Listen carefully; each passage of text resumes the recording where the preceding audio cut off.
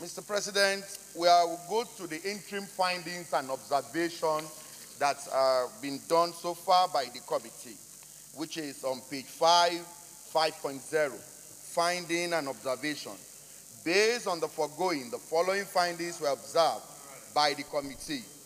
5.1, that since the inception of the project in 2013, at almost 90% completion, it has not been audited in any form, despite incessant cost variation and allegation of corruption embroiled in the project, that the Nigerian National Petroleum Corporation (NNPC) ought to have called for this audit under the terms of its contract.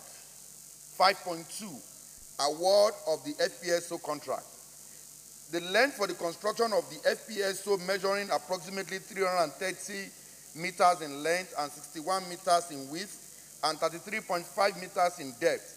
It is also expected to include an oil storage capacity of approximately 2 million barrels. The FPSO will have a topside module with a gross dry weight of 34,000 tons. This was expected to be concluded in 2014. 5.2, Roman figure 2, that NAPIMS and the Local Content Development Monitoring Board, in accordance with the extant procedure, approved pre-qualified tenders in the year 2010. At the end of the screening process, 2 companies were shortlisted, that is Samsung Heavy Industry Limited and Hyundai Heavy Industry, for the final stage of the screening. Roman figure 3, that the Samsung submitted an initial bid of 3.5 billion, whereas Hyundai submitted an initial bid of $3.545 billion by Samsung, while Hyundai submitted an initial bid of $3.522 billion between 17th and 24th of April 2012. NAPIMS held commercial certification with Samsung and Hyundai to enable both companies clarify their bids. After the meeting, both companies submitted a review bid. Samsung submitted a revised bid in a sum of 3.143 billion, while Hyundai submitted its own review bid of $3.140 billion. Roman figure 4, at the end of the process, which spanned a period of 4 years, between 2008 March and 30, 2012, the manager of product sharing contract facility, the general manager of production sharing contract, and the group general manager did a memo to the group executive director of exploration, NNPC, recommending Hyundai for the award of the contract for having tendered the lowest bid. Total Upstream also recommended that the contract be awarded to Hyundai via a memo with reference number EGI/C115. However, despite all of the foregoing, NAPIMS and NNPC awarded the contract to Samsung instead of Hyundai Industries Limited. Roman figure 6, the committee also discovered that there were several allegations against the award of the contract to Samsung against the recommendation of NAPIMS and Total. These allegations centers on fraudulent acts and other abuse of due process by the then management of NNPC in the award of the contract to construct FPSO for OML 130 to Samsung Heavy Duty Industry. Cost variation. The committee observed in its findings that the project cost was estimated to be $6 billion. However, the cost component for the project was reviewed twice in the life of the project. Upon the first review, the cost was revised to $13 billion, and more recently, the cost was further revised and currently over $16.352 billion US. The local content partner, NADOR, and other subcontractors were alleged to have participated in the cost variation in an attempt to earn more commission from the increased project costs. That's relating to Samsung. This was possible as a result of the contract with them were commission-based. It was also observed that Samsung, like several other contractors on the project, had begun making variation on the cost prior to the commencement of the project. The following variations were also observed from the initial contract value. Saipem Contracting Nigeria, initial contract sum, $2.9 billion. Variation from the initial contract sum, $805 million. FMC Technology Technips, $1.45 billion. Variation, $33.07 million. Duco Limited, $125.6 billion. Variation, $4.5 million. Samsung Heavy Duty Industry Limited, $3.143 billion. And as of today, that variation has gone up to $1 billion US. Bell Oil and Gas Limited, $4.8 million US. Variation, $3.6 million US. Nove Oil and Gas Limited, $163.7 million. Variation, $52 million. The total contract sum is $7.8 billion, where the total variation as at today of this report is in region of about $2 billion US. 5.4, non-adherence to Nigerian content laws and policy. The committee observed that most of the reports on the local content in the project where local contractors and local commission agents fronting for the foreign companies partners at the expense of the Nigerian people, capitalizing on various loopholes in the NOGIC Act. As a result of these, local companies were seen to be used as a conduit pie. For example, Bell Oil and Gas bidded for and got a line pipe contract of about $42 million. But all the pipes that were used were directly imported by Total itself, and about $2 million, not 20, about $2 million was paid to Bell for training fee. There were also several assertions in the oil and gas sector to the effect that several of the planned local engineering activities, design, fabrication, and integration related to FPSO, as well as other elements of the project, were not executed in Nigeria, but in faraway South Korea, Goje, and other related countries, but only imported to Nigeria upon completion. Further observed was the role of Lador as a local content partner to Samsung on the FPSO element of the project was allegedly compromised, as there were allegations that Lador has connived with Samsung to take away the local job, thereby diverting revenue accruing to the federal government. Also observed was the award of contract to companies whose shareholding structure do not reflect the approved percentage of 51% Nigerian and 49% foreign investors. For example, FMC and the Nove Oil and Gas companies are 95% owned by foreign investors, while 2% were owned by Nigerian investors, and they all got contracts in millions of US dollars.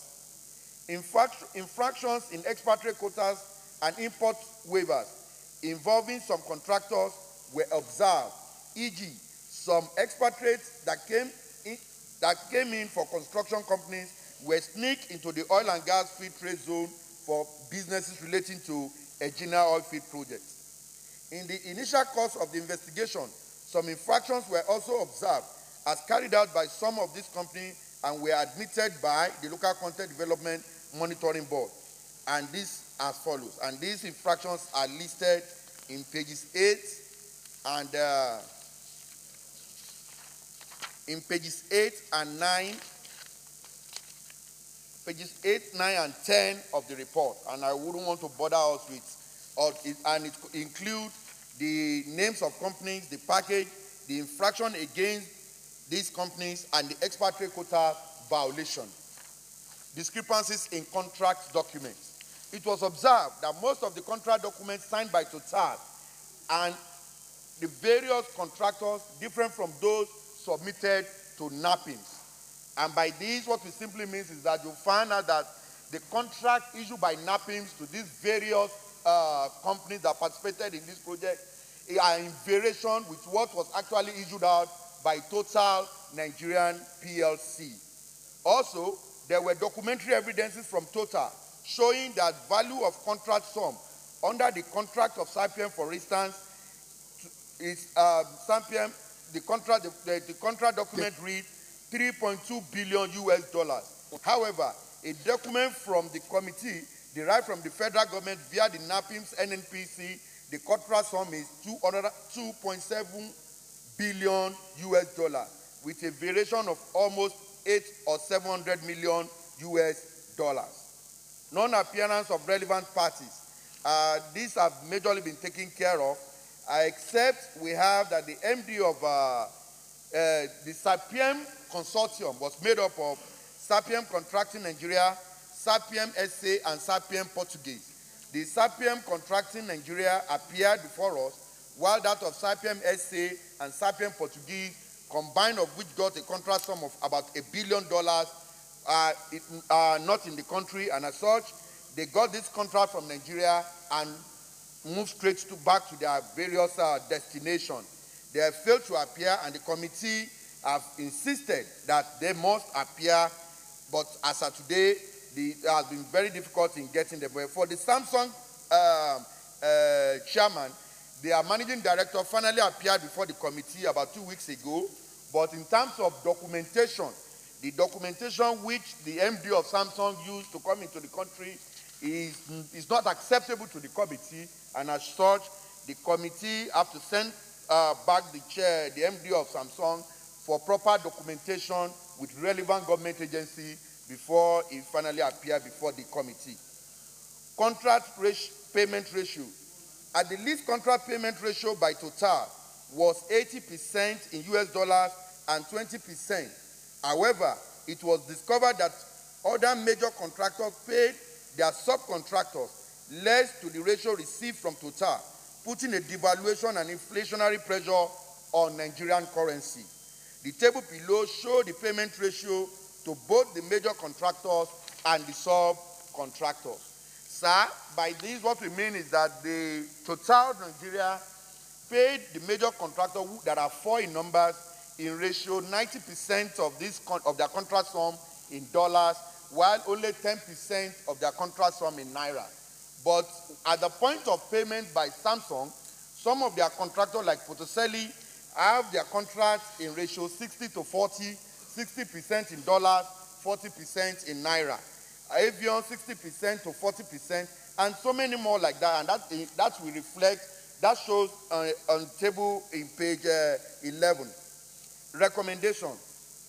Mr. President, distinguished colleague, I would like to withdraw recommendation 2, pending the time we will come up with the full report of this committee, because that will be part of a permanent recommendation going forward if Nigeria wants to continue to invest in this offshore business. Based on the above findings, and having realized that to conduct a full-scale investigation, there is need to engage professional consultants in the field, as the committee therefore recommends as follows: that there is need for us to carry out a value for money audit as approved for further clarification and investigation by reputable consultants in the following areas of the project.